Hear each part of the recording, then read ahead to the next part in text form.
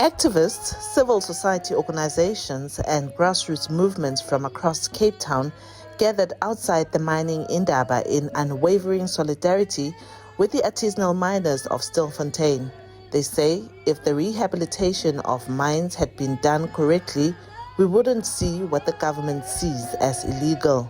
We need to understand that if the state hadn't failed people, if government hadn't failed people, if precautions and regulations were put in place for artisanal mining, if rehabilitation of mines were done correctly, we wouldn't see what the government is calling as illegal. What we're seeing is people, regardless of if they're South African or not, wanting to make a living for themselves and put food on the table. Klaasen says South Africa's long-standing role in the exploitation of its own people and its neighbors cannot be ignored.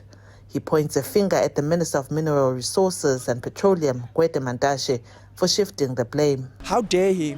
It is important that we highlight that it is him that was responsible, it is his department that was responsible to make sure that the mines and the mining companies properly rehabilitated the land, that closed the mines, that regulations were set up. There's been ample time to put forward regulations and certification for artisanal mining. And I think a big concern for us right now is we need to make sure that we realize we are closer to those in Stilfontein than we are to those in leadership.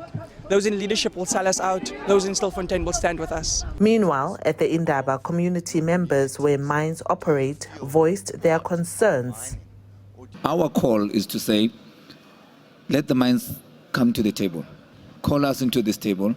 Let us be in a position where we are able to voice out, because the solutions that they're trying to pave, we already have answers for, because we understand our communities better.